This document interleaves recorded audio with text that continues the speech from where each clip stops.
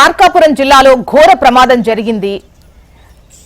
రామారం దగ్గర private travels బస్సును కంకర టిప్పర్ ఢీకొట్టింది.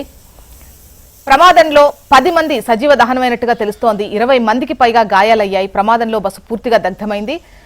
టిప్పర్ డీజిల్ ట్యాంకర్ పగిలిపోవడంతో క్షణాల్లోనే మంటలు 2 వాహనాలకు వ్యాపించాయి. ప్రయాణికులు తమ సీట్ల నుంచి లేచి బయటకొచ్చేలోపు బస్సు పూర్తిగా అగ్నికి ఆహుతైపోయింది. ప్రమాద సమయంలో బస్సులో సుమారు 40 మంది ప్రయాణికులు ఉన్నట్టుగా తెలుస్తోంది. గాఢ నిద్రలో ఉన్న ప్రయాణికులు ఒక్కసారిగా జరిగిన ఈ ప్రమాదంతో ఉలిక్కిపడ్డారు. కొందరు కిటికీలు పగలగొట్టుకుని ప్రాణాలతో బయటపడగా లోపల చిక్కుకున్న 10 మంది అక్కడికక్కడే మరణించారు. తీవ్రంగా గాయపడ్డ మరికొందరి పరిస్థితి విషమంగా ఉన్నట్టు తెలుస్తోంది. మృతుల సంఖ్య పెరిగేటువంటి అవకాశం ఉందని తెలుస్తోంది. ఇక సమాచారం అందుకున్న వెంటనే పోలీసులు ఘటనాస్థలికి చేరుకున్నారు. స్థానికుల సహాయంతో సహాయక చర్యలు చేపట్టారు. గాయపడ్డ వారిని మార్కాపురం ప్రభుత్వ ఆసుపత్రికి తరలించారు. మృతదేహాలు గుర్తుపట్టలేనంతగా కాలిపోవడంతో వారిని గుర్తించడంలో కష్టంగా మారినట్టుగా తెలుస్తోంది.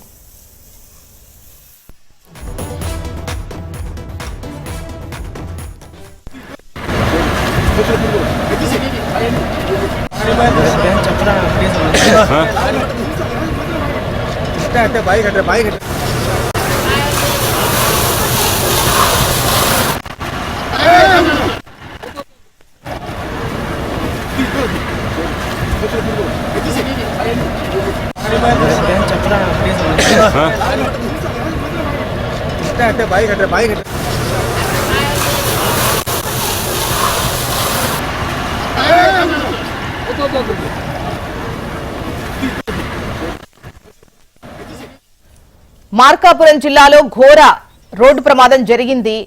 రాయవరం దగ్గర ప్రైవేట్ ట్రావెల్స్ బస్సును కంకర టిప్పర్ లారీ ఢీకొట్టింది. డీటెయిల్స్ మనకు ఏపీ బ్యూరో చీఫ్ హరికిషన్ అందిస్తారు. హరికిషన్, ఈ ఘటన ఎప్పుడు జరిగింది, అసలు ఏంటి పరిస్థితి, ఎలా ఉంది, అక్కడ సహాయక చర్యలు ఎలా కొనసాగుతున్నాయి, సిచ్యువేషన్ ఏంటి?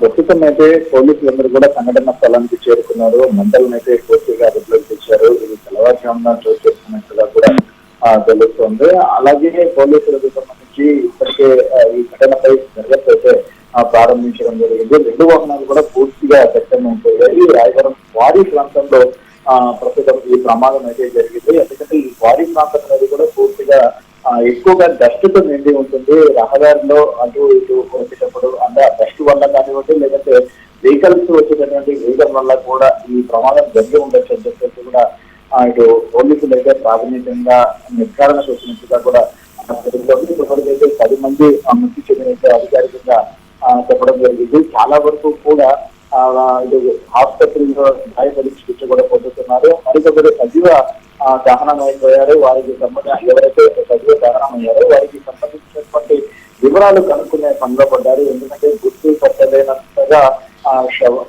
మృతదేహాలు అయితే ఉన్నటువంటి పరిస్థితి కూడా ఉంది. ప్రధానంగా ఫోరెన్సిక్ సంబంధించినటువంటి నిపుణులు రావాల్సి ఉంటుంది. వారి విజయ ఆధారంగా వారిని గుర్తించాల్సినటువంటి పరిస్థితి అయితే ఉంది. గాయపడిన వారికి సంబంధించినటువంటి వారికి అయితే మెరుగైన చికిత్స అందిస్తున్నారు. ఎక్కడా పరిస్థితి విషమంగా ఉంటే ఆ మెరుగైన చికిత్స కోసం ఇతర ఆసుపత్రులు కూడా తరలిస్తున్నటువంటి పరిస్థితి కూడా ఉంది. ముఖ్యంగా ఒంగోలు అలాగే మార్కాపురంలో చికిత్స అందిస్తూ అలాగే అతనికి కూడా ఒంగోలుకు తరలిస్తున్నటువంటి పరిస్థితి కూడా ఉంది.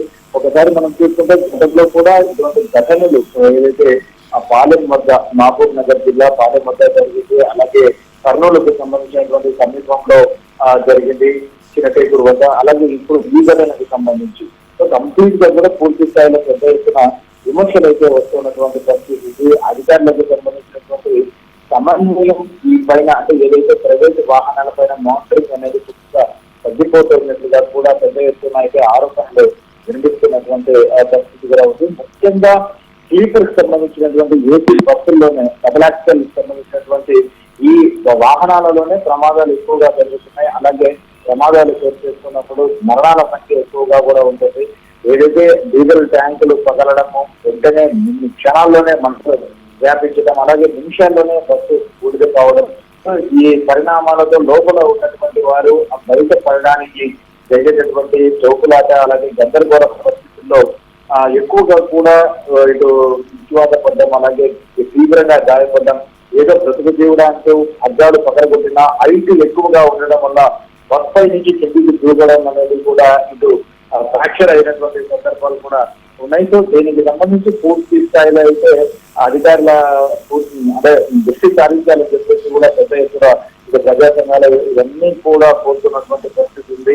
మరోవైపు పోలీసులు అయితే సంఘటనాంశాలకు చేరుకున్నారు. బస్సుకు సంబంధించినటువంటి పూర్తి వివరాలు సేకరించే పనిలో రవాణా శాఖ అధికారులు పడ్డారు.